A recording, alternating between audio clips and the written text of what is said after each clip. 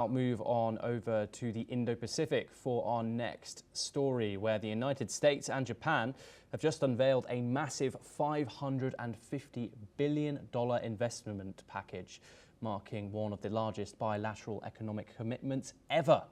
Speaking at a signing ceremony in Tokyo, U.S. Commerce Ministry Howard Lutnick announces that several major Japanese companies are stepping up with huge investments. SoftBank is committing $25 billion, while Bechtel and GE Vernova plan to invest up to $100 billion each in energy projects. Westinghouse is also pledging up to $100 billion towards nuclear reactor development. Lutnick confirms that Toshiba and Carrier are among the firms joining this investment wave.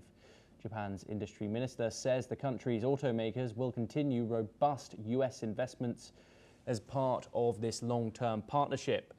The projects will focus on energy, nuclear and semiconductor development, reinforcing the U.S.-Japan alliance, a cornerstone of global economic and technological cooperation. Okay, we're now joined by Hidekazu Sakai, an associate professor of Kansai Gaidai University, joining us from Tokyo in Japan. Thank you very much for joining us. The significance of this, please, Professor Sakai. $550 billion. What are the implications of this for both economies? Well, what I understand is that United States needs huge help from Japan, especially in the area shipbuilding. That is critical to today's United States strategic concern. At this point, United States shipbuildings in the market share is less than 1% in the world. That is quite small. And Japan is number 3, the biggest shipbuilder in the world. Then first is, of course, China. Second is Korea. And shipbuilding is directly connected to the United States defense capability. Therefore, United States desperately needs Japan's investment power. And you touched on semiconductor. That is another concern. Chinese semiconductor industry has been developing so quickly in terms of its the skills and technology, and perhaps also amount as well.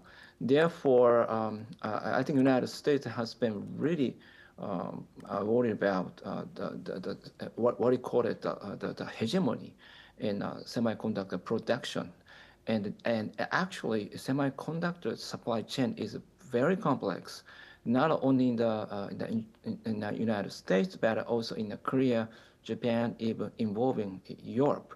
Therefore, we are witnessing the huge changing semiconductor supply chain in the world scale, and that Japan's role is critical. And other area would be mineral.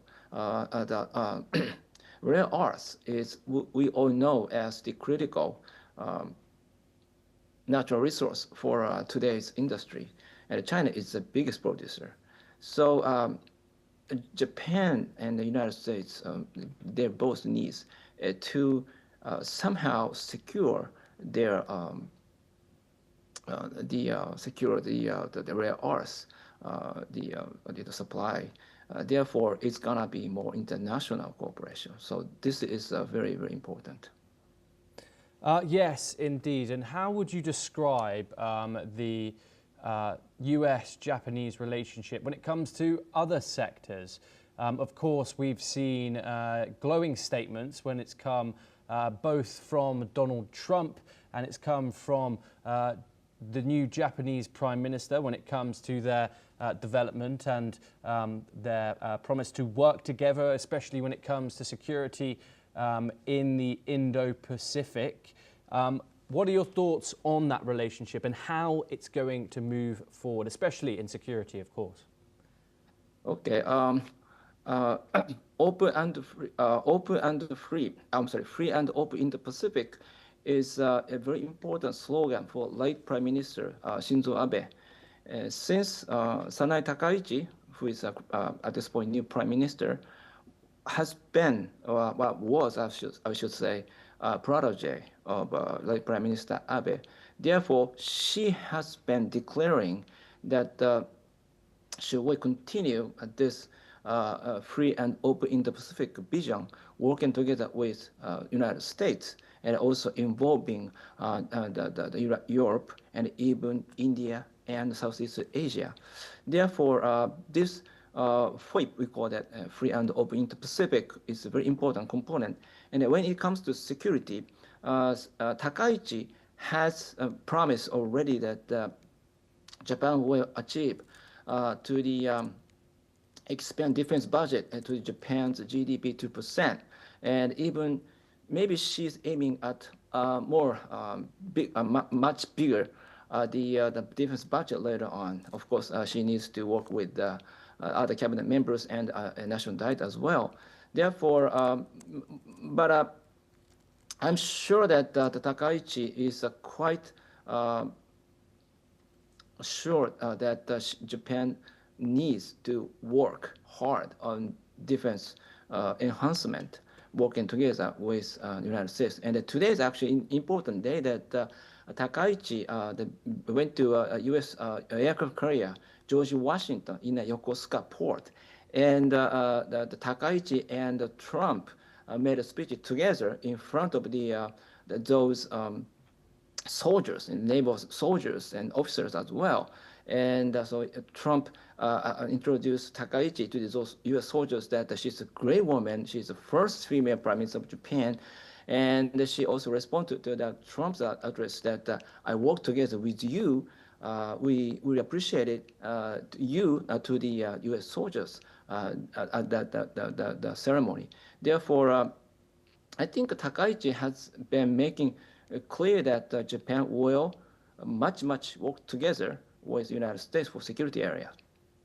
Yes, thank you very much, Professor Sakai. Do stay with us as we have further updates from the region. We move on now, and China's foreign